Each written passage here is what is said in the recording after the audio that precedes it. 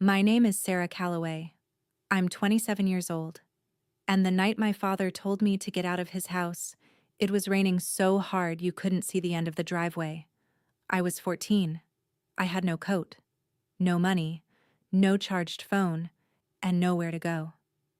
The reason was my sister. She was 12, and she had just told the most precise, well-constructed lie I'd ever witnessed. Not that I understood it that way then. Then, I just understood that my parents believed her and didn't believe me, and that the front door was closing behind me in the middle of October. 3 hours later, my parents got a phone call from a hospital. And when my father walked into that room and saw who was sitting beside my bed, a woman he recognized, a woman whose name carried real weight in our city. His hand started shaking so badly that my mother had to take his car keys. He said, You can't be here. How did you? She looked at him the way people look at something they've decided not to be polite about anymore, and said, I'm exactly where I'm supposed to be. The question is why you aren't. That was 12 years ago. Last spring, I stood at a podium in front of 800 people at a university graduation ceremony as the keynote speaker.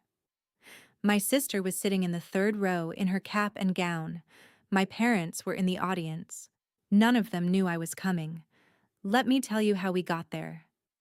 Growing up in the Calloway house meant understanding, early, that there was a specific gravity in our family and it didn't pull toward me. My sister Brooke was 3 years younger.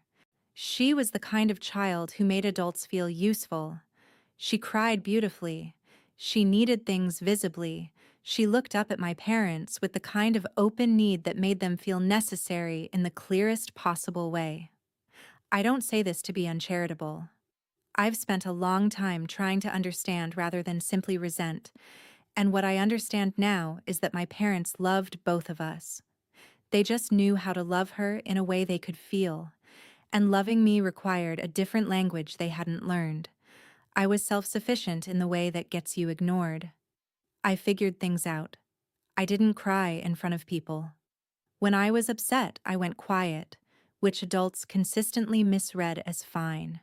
When I was proud of something, I got excited, which somehow always landed at the wrong moment. 5th grade. I placed second in the county geography competition, out of 43 students. I still have the certificate, not because I kept it, but because my teacher mailed it to me years later, which tells you something about the kind of woman she was. I ran home that afternoon with the energy of a kid who has something real to show. My mother was on the phone. My father was helping Brooke with a puzzle she'd been upset about all morning. I stood in the doorway of the living room for about 30 seconds with my certificate. Nobody looked up. I put it in my backpack and went to my room. That wasn't a single bad day. That was a Tuesday. By the time I was 12, I had stopped trying to time my moments and started just storing things. Good grades, small wins, things that mattered to me. I kept them in a notebook I called my evidence file, which is a very sad thing for a 12-year-old to have, and which I understand now as a kid trying to prove something to herself that nobody else was confirming. Brooke, meanwhile, learned something useful.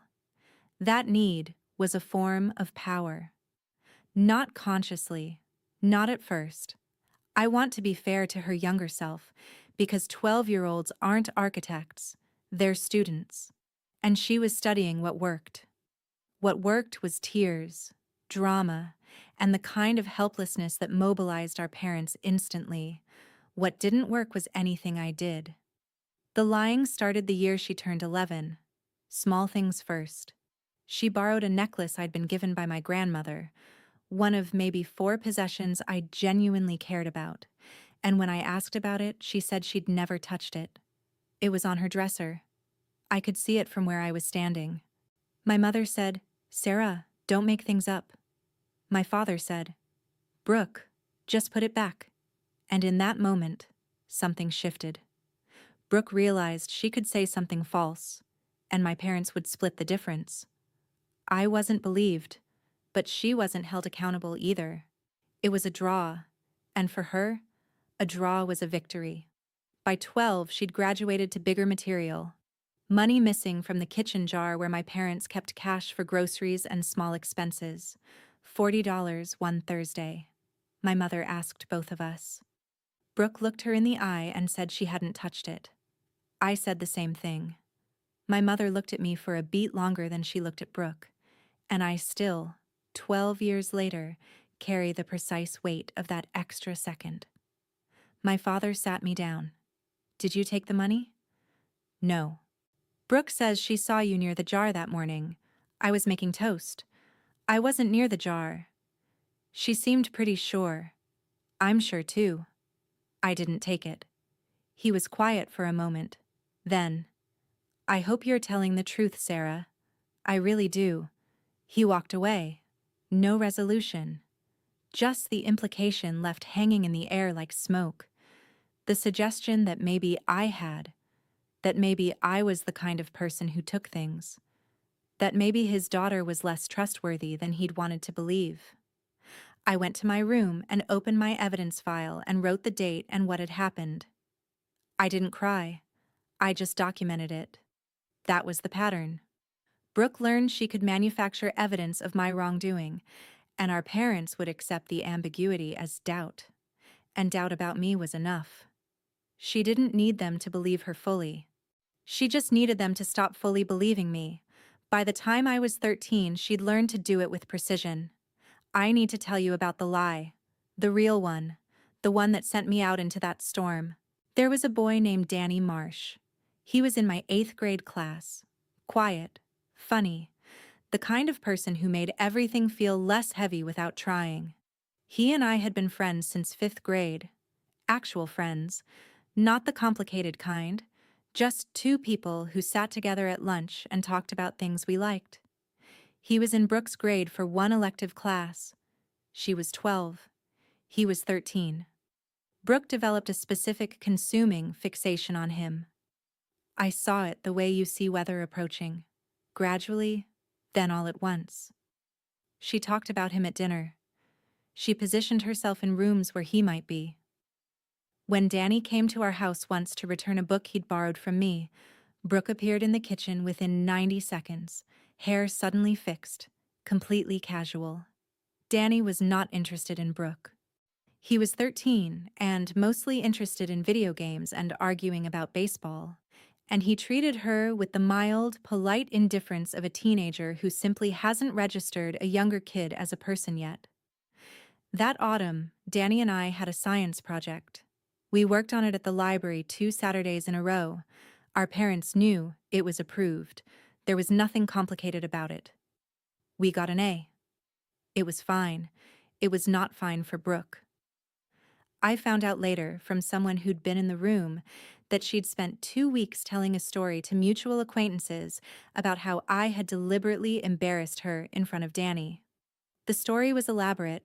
According to Brooke, I had told Danny she had a crush on him, mocked her for it, and had been working systematically to make sure he never liked her. None of this had happened, not one word of it. But she'd been rehearsing it with an audience before she used it at home, and by the time she brought it to our parents, she had it perfect. The night it happened was a Friday in late October. A serious storm, the kind our area gets in that window before winter locks in.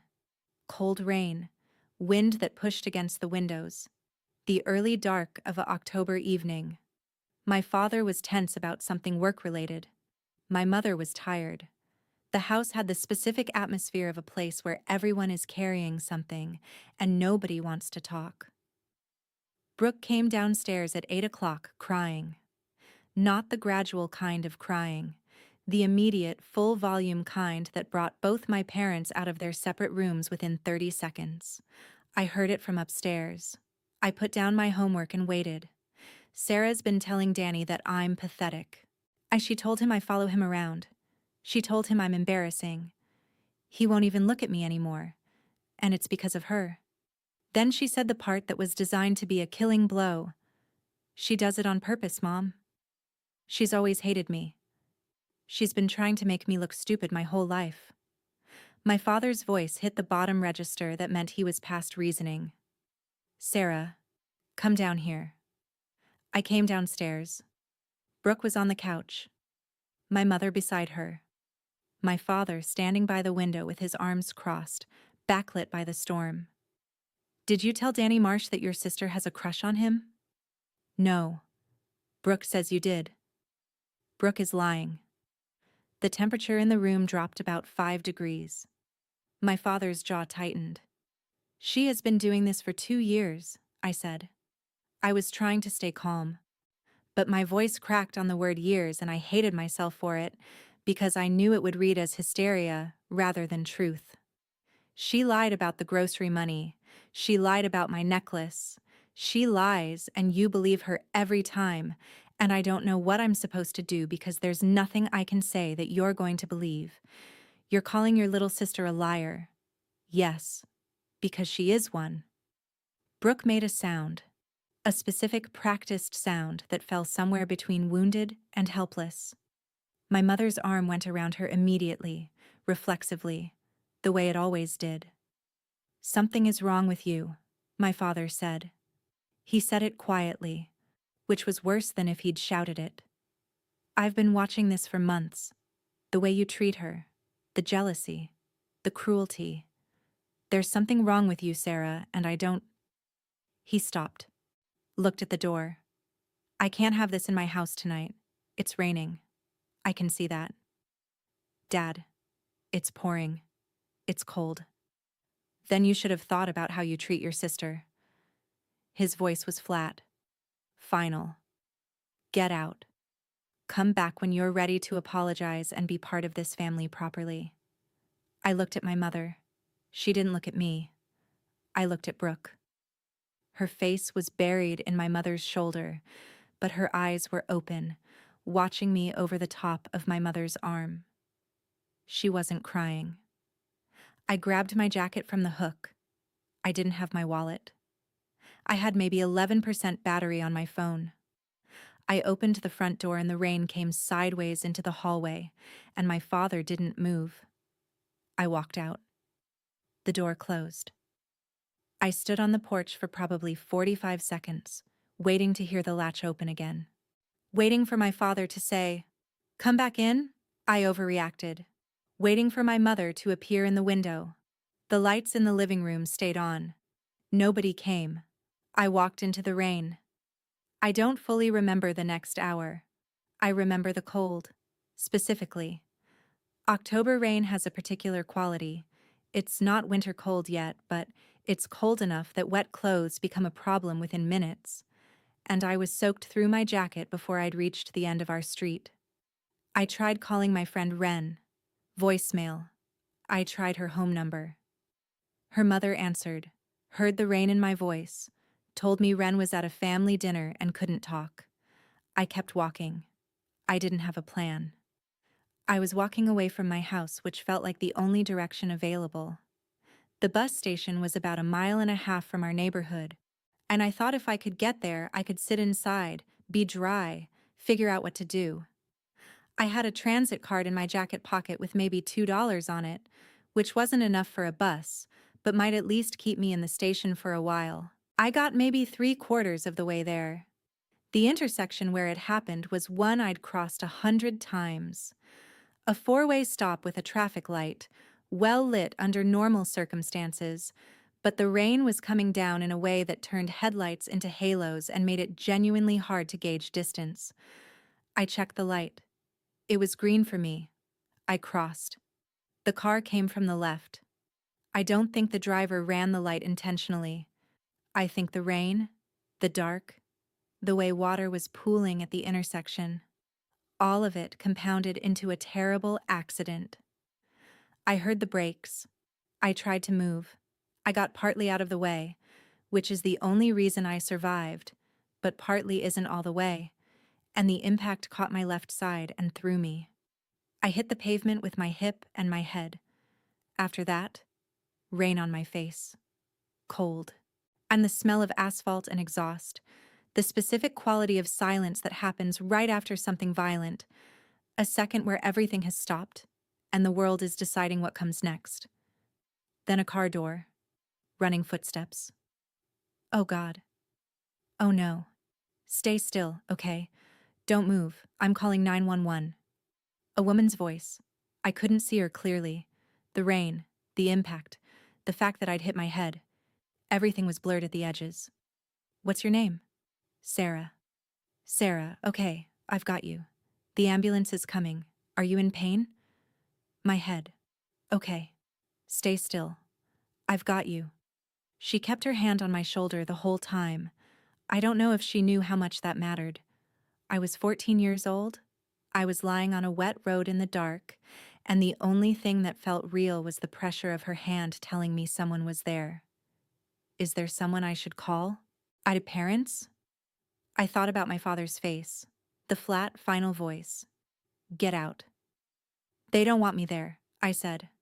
Silence. What do you mean? They told me to leave. That's why I'm out here. Another silence. Longer this time. Then, very carefully. How old are you? 14. Okay. Her voice changed.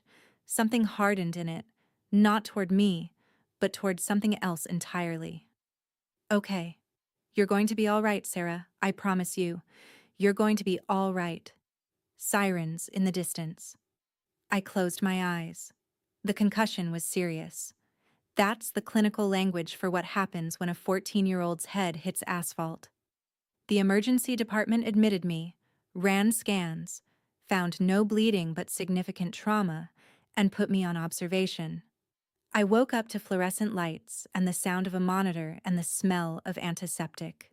I and a woman in a chair beside my bed. She was in her mid-40s, dark hair pulled back, still in the clothes she'd been wearing at the accident. I could see they were damp.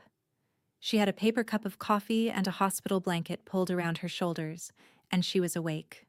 Reading, as if waiting by a stranger's hospital bed at midnight were a perfectly ordinary thing to be doing.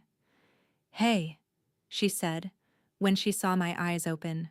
Don't try to sit up. You have a concussion. How do you feel? Like I got hit by a car. Something flickered across her face. Guilt, briefly, then something more useful. That's fair. She set down her cup.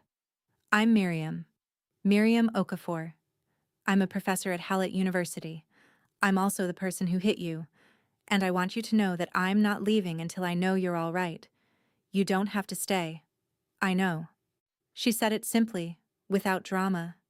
I'm staying anyway. My parents arrived 40 minutes later.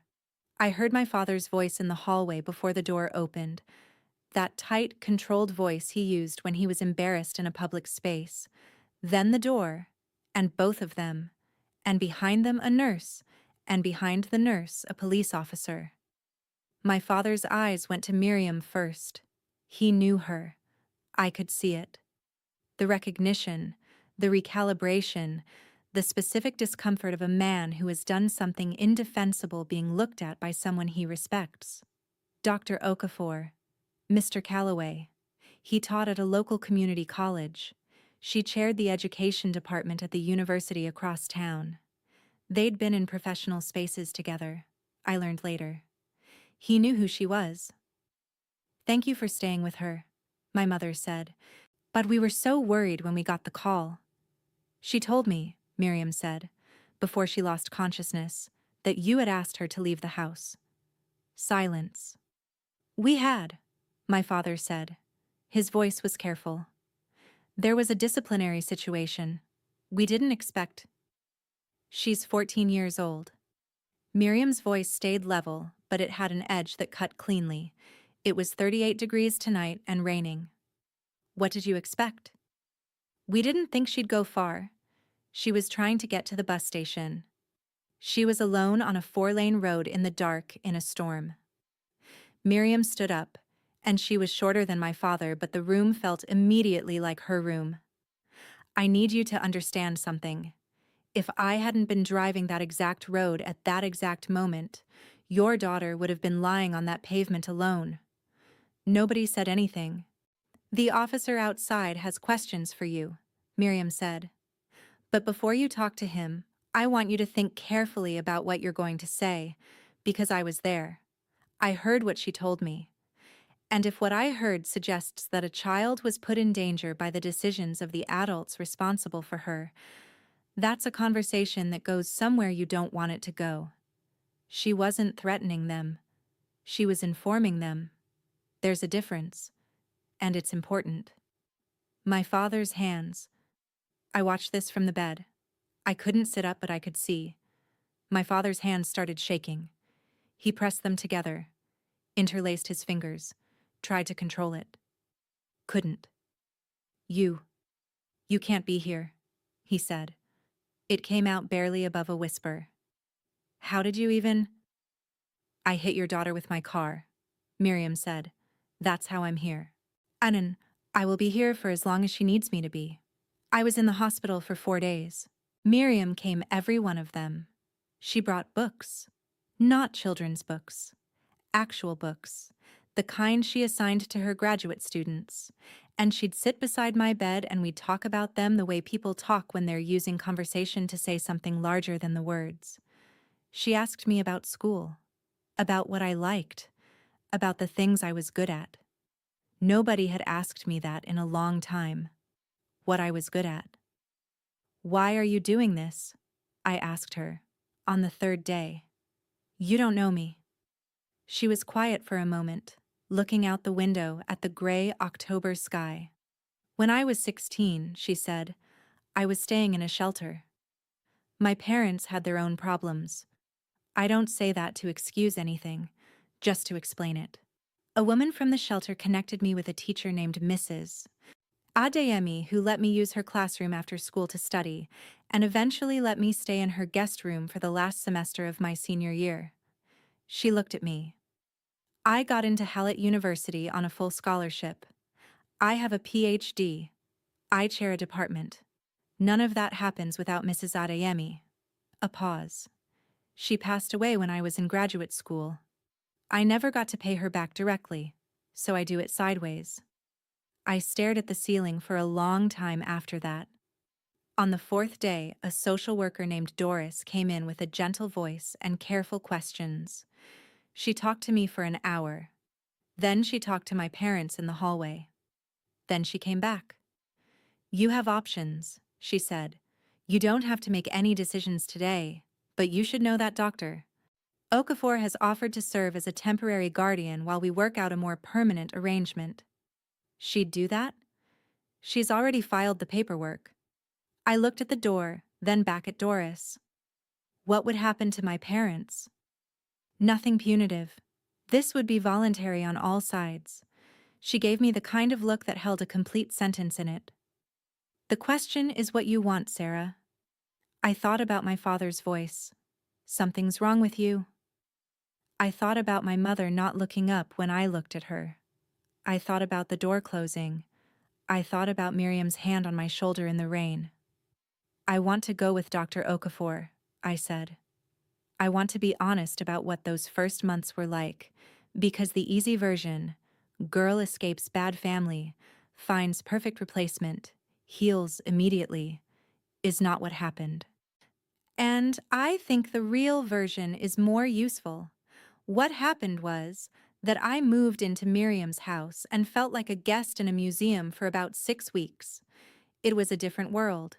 She cooked actual meals and owned the kind of books that had been read multiple times. She had colleagues over for dinner on Thursdays, and I'd sit at the edge of the kitchen listening to people talk about education systems and policy and structural inequality.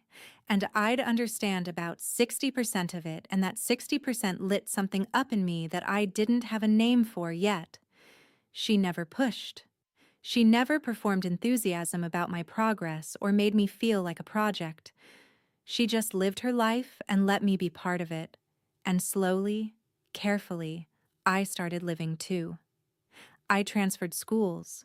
Fresh start. New name in a new building. I was just Sera. Nobody's sick daughter. Nobody's problematic older sister. I threw myself into school the way people throw themselves into things when they've finally been handed a room with enough light to work in. Miriam was the first adult who ever told me I was genuinely smart. Not you did well, or that's nice. She told me I was smart the way she'd tell me the temperature outside. A fact, not a reward. I got a 94 on a history paper my second week at the new school and showed it to her, and she looked at it carefully. Said your thesis is strong, but your middle section loses the thread. Want to talk about it?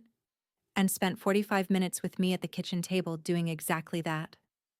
Nobody had ever taken my work seriously enough to critique it.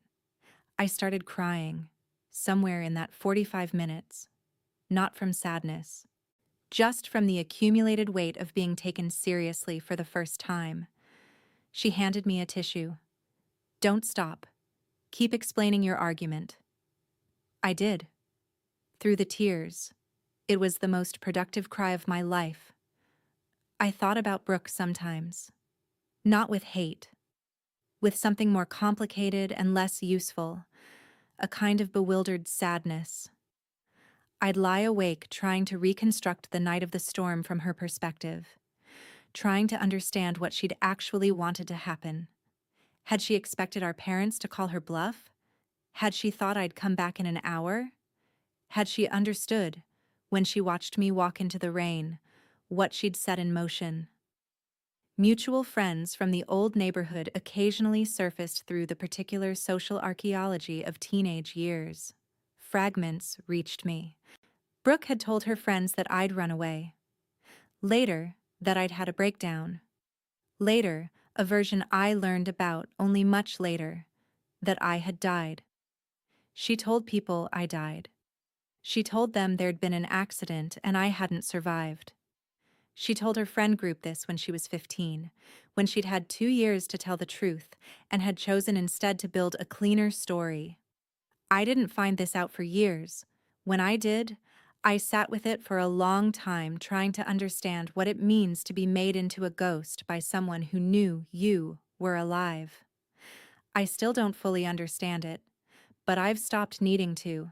Miriam's influence over my life is hard to describe in a way that doesn't sound like a simplified version of something large and complicated. She wasn't a replacement parent in any simple sense. She was something more specific than that. She was a person who treated me as someone who would become something and let that assumption shape the whole architecture of our relationship. She took me to university lectures when I was 15.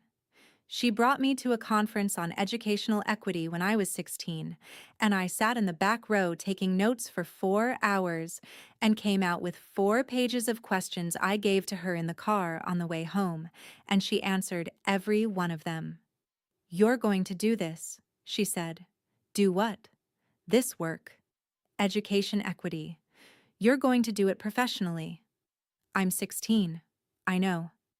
Start thinking about it now anyway. I did. I got a scholarship to Hallett University. Miriam's institution, different building, different relationship, but the thread was there. I majored in education policy, minored in sociology, spent summers at nonprofits and policy think tanks, learning how systems worked and where they failed, and where one person with specific knowledge could put their shoulder against the right door and move something. I graduated with honors. Miriam was in the front row with 3 of her colleagues, and a sign she'd made herself on poster board that said, "Dr. Okafor's proudest moment," in red marker, which embarrassed me deeply, and which I photographed and have kept ever since. I got hired by the university's Education Research Center. Entry level, fine salary, exactly the work I wanted to be doing. Within 2 years, I was leading a project on support systems for students from unstable family situations, students who'd experienced homelessness, family breakdown, removal from the home, students who had fallen through cracks I recognized the dimensions of. The scholarship program started as a grant proposal I wrote at 2 in the morning, fueled by leftover conference coffee and a specific fury that I'd learned to aim productively. I called it the Threshold Scholarship, named not for doors opening, but for the moment before you know if you can walk through. We launched with funding from 2 foundations. The criteria were specific: students who had experienced family displacement before the age of 18, Students who were academically capable but structurally unsupported. Students who needed someone to say, "We see what you could become, and we're putting real resources behind it." First year, 11 students, $18,000 in grants. By my third year running it, we were at 7 universities, $400,000 dispersed. These 63 students whose lives had bent towards something different because of it. I gave talks. I wrote papers. I was invited to speak at conferences where 3 years earlier I'd been sitting in the back row taking notes. The work built its own momentum, and somewhere in that momentum, the invitation arrived. Riverside University, graduation ceremony, keynote speaker. My colleague James brought it to me. They want you for their spring commencement. President of the university specifically requested. Which school? Riverside. Something moved through me that I didn't immediately have a name for. Brooke was at Riverside. She'd been there for 3 years. She was graduating that spring with a communications degree. Sera? James watched my face. You all right? I'm fine. I straightened. What's the theme? Resilience and educational equity. They cited your threshold work specifically. He paused. Do you want me to decline? I looked at my desk, at the files stacked in careful order, at the framed photo of Miriam and me at my own graduation. What creative control would I have over the speech? Complete. Then I'll do it. James looked at me for a moment, reading something in my expression. Are you sure? I'm sure. I told Miriam that evening over dinner. She set her fork down, looked at me, and did the thing she's always done where she waits long enough for you to hear your own thoughts before she adds to them. What do you want to happen? She finally said. I want to close something, I said. Not for them. For me. I want to stand in a room and be exactly who I am and have that be the whole story. No more ghost. No more erased person. Just the truth. With evidence. That's different from revenge. Yes. She nodded slowly. Then do it with all the dignity you have, which is considerable. I wrote the speech over 2 weeks, drafted it 8 times, read it aloud to Miriam 4 times. The speech was about the threshold work, about students who needed second chances, about systemic failure, about what happens when you give one person the resource of being believed in. It was specific, data-driven, personal without being confessional. At the center of it, without names, without accusation, was the story of a 14-year-old who had been told she was too broken to keep, and who had walked into a storm and been found on the other side of it by someone who chose differently. Don't name anyone, Miriam said. Tell the truth. Let people do the connecting themselves. I called the university's event coordinator. Ian confirmed my name would appear in the program. Asked where it would be listed. Page 2 of the program, Keynote speaker section. Dr. Okafor, would you like to add any biographical note? Yes. Director of the Threshold Scholarship Program, Hallett University. That's sufficient. James arranged parking and credentials. The night before the ceremony, I couldn't sleep. I lay in my old bedroom at Miriam's. I still called it my bedroom. She still kept it. Neither of us talked about this because it didn't need to be talked about. And I stared at the ceiling. At some point past midnight, she knocked and came in with chamomile tea and sat on the edge of the bed exactly the way she'd sat on the edge of my hospital bed 12 years earlier. Second thoughts? Hundreds. None of them changing my mind. Good. She handed me the tea. That's the right ratio. And will you be there? Front row. Same as always. The morning was cold and bright in the specific way of early May in our region, the kind of clear that follows a week of rain. The Riverside campus had that ceremony energy. People dressed more carefully than usual, families with good cameras, that particular collective anticipation of a day that's been counted toward for years. I arrived early, went to the president's office, met Dr. Okonkwo, a warm, direct man who talked about the threshold program with the specific enthusiasm of someone who'd actually read the research. He walked me backstage himself, showed me the program, introduced me to the stage manager. "The graduates will file in at 10, he said. "You'll speak after my opening remarks. 15, 20 minutes, however long you need." 15 will be enough, he nodded. "Ms. Calloway, this ceremony is going to mean a great deal to these students. Your work it's exactly what we want the day to be about." "Thank you." James found me backstage. "Your name is in the program. Page 2, listed clearly." He paused. "Your family, will they be reading the program?" "I don't know." I looked at the curtain separating us from the stage. Either way, they'll know soon enough. From backstage, I could hear the auditorium filling, the particular sound of hundreds of people finding their seats, the low murmur of families, the occasional burst of laughter. Graduates began to file in, a river of caps and gowns. I found the gap in the curtain. Row 3, alphabetical by last name. C's would be near the front. I scanned. Brooke Calloway, cap and gown, honor cord, hair done the way she used to do it for performances when we were kids. She was talking to someone beside her, laughing at something, the effortless social ease she'd always had. She hadn't changed the way time changes people. She'd just become more of herself. Behind the graduate section, families. I found my parents in the middle section, good seats with a direct sightline to the stage. My mother in a blue dress I didn't recognize. My father in a charcoal suit, sitting straight the way he sat when he was trying to look composed. Miriam was in the front row to the left of the stage, emerald green jacket, already seated, already watching the curtain. She always arrived early. She'd been arriving early to things that mattered for as long as I'd known her. She looked toward the curtain, couldn't see me, but looked anyway. Knowing I was there, I straightened my blazer. Dr. Okonkwo stepped to the podium. "Good morning. Welcome to the 103rd commencement ceremony of Riverside University. To our graduates," applause. The warm, cascading applause of 800 people who have been waiting for this moment. Our keynote this morning is the founding director of the Threshold Scholarship Program at Hallett University.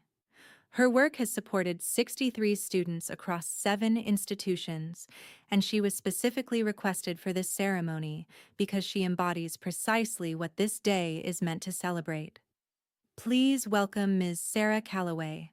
Applause. I walked through the curtain. The lights were warm on the stage. The podium was solid under my hands. Beyond the front rows, the auditorium spread out into a sea of faces and color. I looked at row 3. Brooke's hands had stopped moving mid-clap.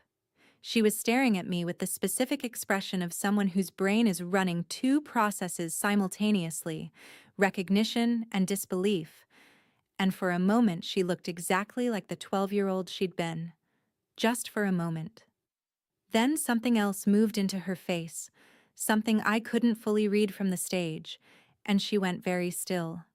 My father hadn't registered me yet. He was still applauding, turned slightly toward my mother, saying something. Then he turned back, looked at the stage, and the applause died in his hands. My mother's hand went to her mouth. Miriam caught my eye from the front row and gave me the small, precise nod she's been giving me since I was 14 years old and needed reminding that I was ready. I adjusted the microphone. "Good morning." My voice went out clear and even across 800 people. "Thank you, Dr. Okonkwo. And thank you to the graduating class for letting me be here on your day." I took a breath. "I want to tell you about a girl I know." The room was settling into the particular quiet of an audience that's arrived. She was 14 years old on a Friday night in October, and someone who was supposed to protect her told her to leave. It was cold. It was raining. She had nowhere to go, an 11% battery on her phone, and a jacket that wasn't built for weather like that. I heard a sound from the middle section. Small, quickly controlled. She walked for about an hour. She was trying to get to the bus station. She was trying to find somewhere dry, somewhere that would take the rest of the night to figure out. When she was tired and scared and doing the arithmetic of what to do when the people who should be your foundation have decided they aren't. A few people in the audience shifted. The specific shifting of people who are recognizing something. She was hit by a car. Silence. She survived. And in that hospital room, a woman sat with her through the night.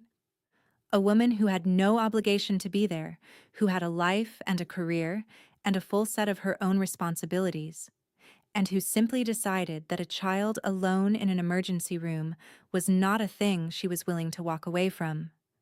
Miriam's eyes were bright. She didn't look away. That woman changed everything. Not because she gave the girl resources, though she did, but because she made a decision. She decided the girl was worth something. She decided potential mattered more than circumstances. She decided that you can choose your people the same way you choose everything else that matters. I looked across the room. That girl was me. 800 people held very still. 14 years old. October storm. A woman named Dr. Miriam Okafor who decided that family is a verb, not a noun. In row 3, Brooke's shoulders had come forward. Her head was down. The friend beside her had turned to look at her, confused. My father had his hand over his mouth. My mother was crying. Not quietly, in the specific way people cry when they've been holding something for a long time, and it's finally heavier than they are. I kept going. The threshold scholarship exists because I know what it costs a student to be unsupported. I know it in a specific, a physical way. In the specific cold of a storm and the specific silence of a room where the person you needed didn't show up. I paused. And I know what a second chance feels like when someone offers it without conditions. I know that one decision, one person choosing to stay, can change the entire trajectory of a life. 63 students have received threshold funding. 63 students who were told, in one way or another, by their circumstances or their families or their institutions, that they didn't quite fit. 63 second chances. I looked at the graduates. To the class of Riverside University, you will face moments when the people who should believe in you don't, when the floor gives out, when the thing you counted on turns out not to hold weight. I'm not going to tell you that doesn't happen because it happens to everyone, and pretending otherwise doesn't prepare you for it. What I will tell you is what I learned in 12 years of building something from what I had after the floor gave out. Family is not the people you're born to. It's the people who choose you, consistently, over time, on ordinary Tuesdays as much as on the hard nights. I looked at Miriam. Find those people. Hold on to them. Build your life around them. And when you have the opportunity to be that person for someone else, stop. Stay. Choose them. You have no idea what it costs a person to be chosen at the right moment. I looked at the full room one more time. Thank you. Congratulations to every one of you. You made it here. That matters more than you know. The standing ovation started in the front rows and moved backward like a wave. Students, faculty, families. Miriam was on her feet before anyone else, which I expected, which made me smile in a way I didn't try to hide. My parents stood. My father slowly, with the quality of a man whose legs aren't sure they'll hold him.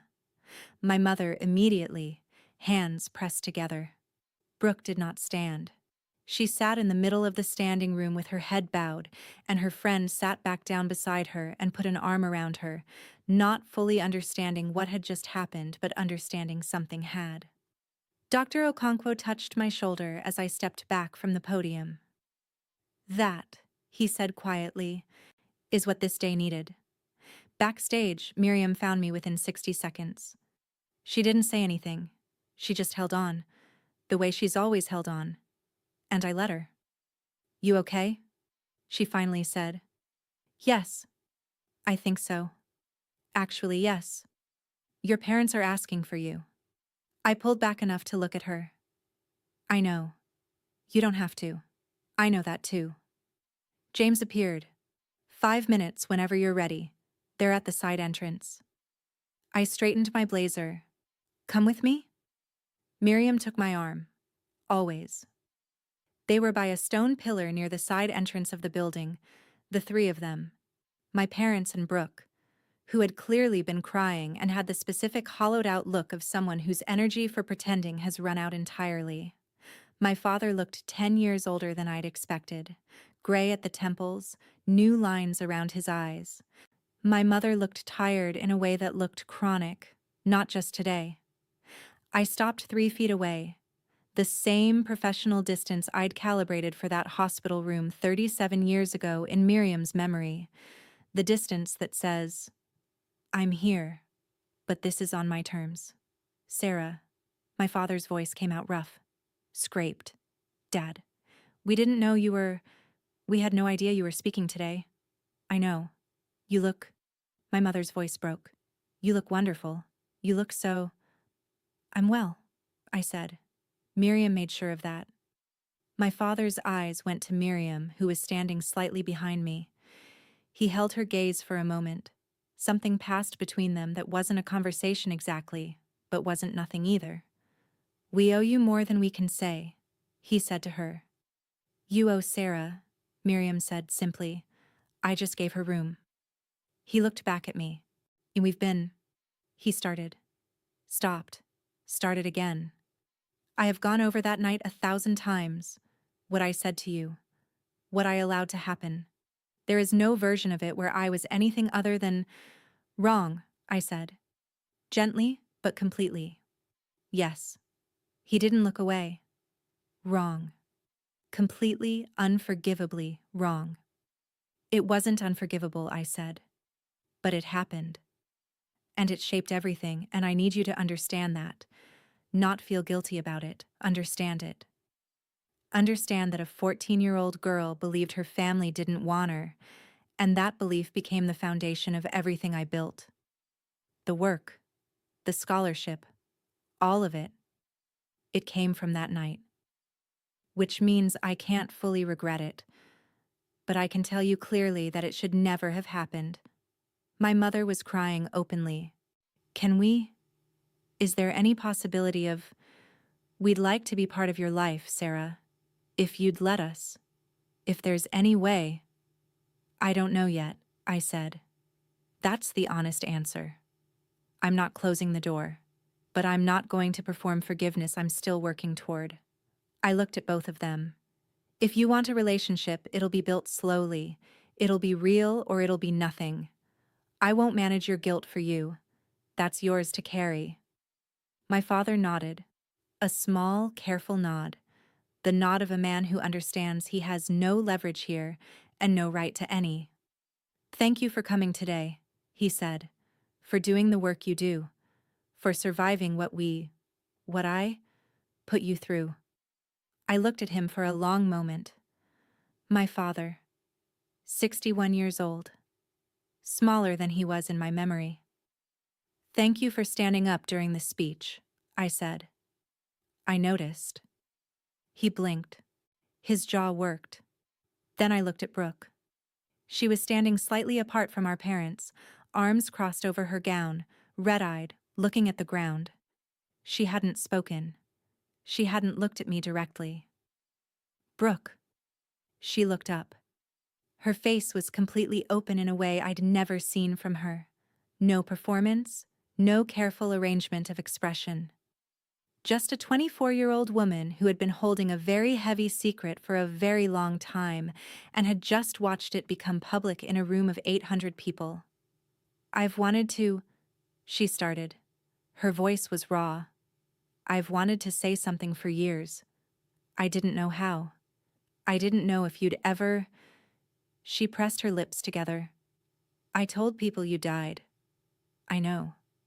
I was 15. That's not an excuse. I know it's not.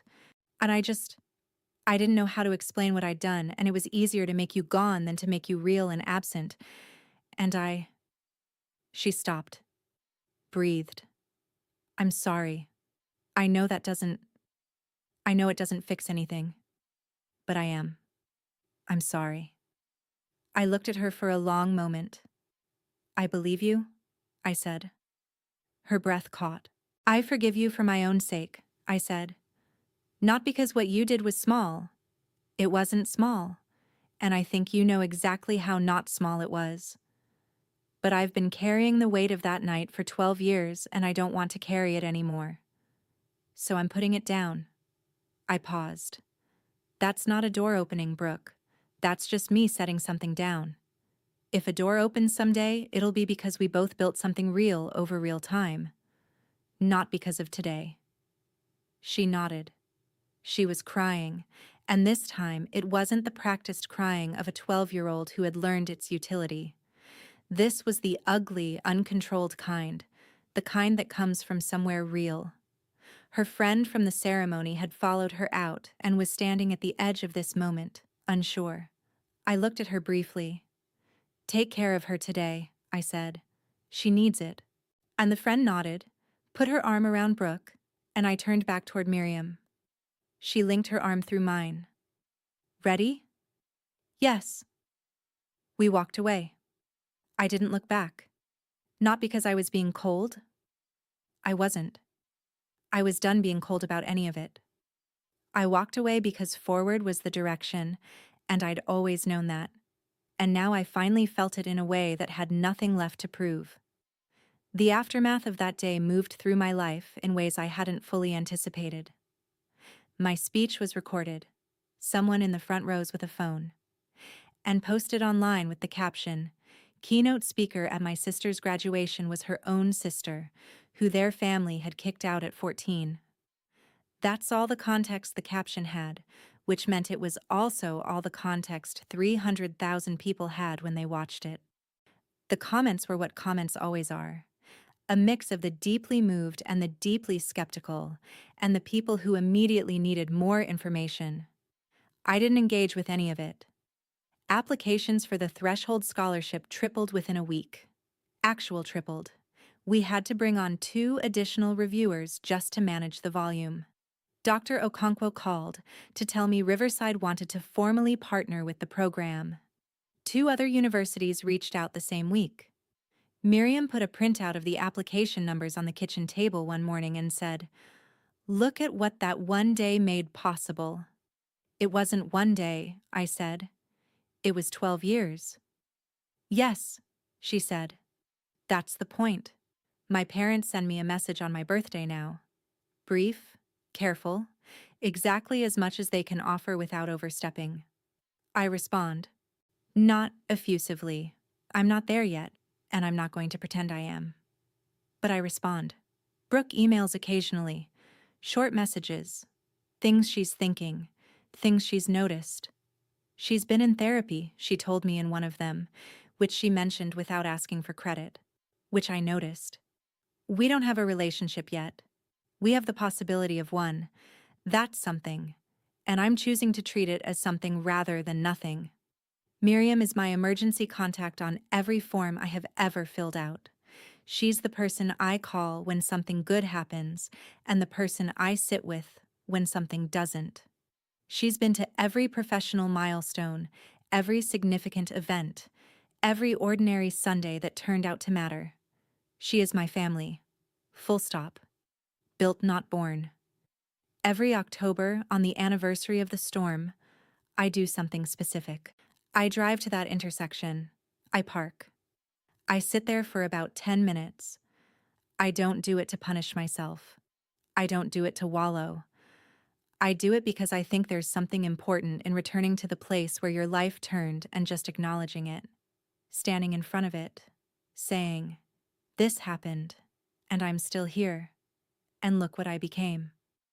This past October, Miriam drove with me. We sat in the car at the intersection in the dark and didn't say anything for a while. The light cycled through green and yellow and red, the way it has 10,000 times since I crossed it at 14. You know what I think about? She said finally. What? That exact moment, driving down this road, the rain, hitting the brakes. She looked at the intersection. 2 seconds earlier, you might have cleared it entirely. 2 seconds later, I might not have been able to stop.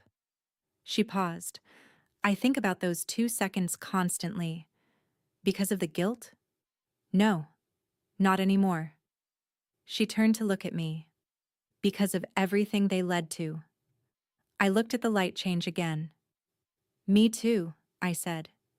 If you're watching this and you're in the storm right now, not the October kind, the other kind, the kind that doesn't have a weather report, I want to say something to you that isn't a platitude, because you deserve better than a platitude.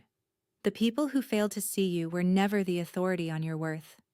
They were people with their own limitations and their own fears making decisions they didn't have the courage to examine. Their verdict on you was not a verdict. It was a convenience. And the path forward is not about proving them wrong. Proving people wrong is an exhausting way to live, and because it requires keeping them at the center. The path forward is building something so real and so yours that their opinion becomes irrelevant. Not because you've defeated them, because you've outgrown the need for the fight. Find your Miriam. Find the person who sees you clearly and consistently and without agenda. They exist. They're in the world right now, looking, the same way she was driving down that road on the same night I was walking it. Stay open enough to be found. And if you've been that person for someone, if you've stayed, chosen, showed up, please know that it matters beyond what you can see. It has a radius you may never fully understand. It becomes a scholarship program, a keynote speech, 63 students and counting, a ripple that goes on past what you can measure. My name is Sera Calloway, and I'm 27 years old. I have an office with my name on the door, and a program that has changed 63 lives, and a woman in an emerald jacket in the front row of every single thing that matters. I have a family. I built it. It held. Whatever you're walking through, whatever storm, whatever door that just closed, I need you to hear this. You are not too broken to be chosen. You are not too much or not enough. You are exactly what someone out there is prepared to believe in. Stay open. Build anyway. Let yourself be found. That's everything I know that matters.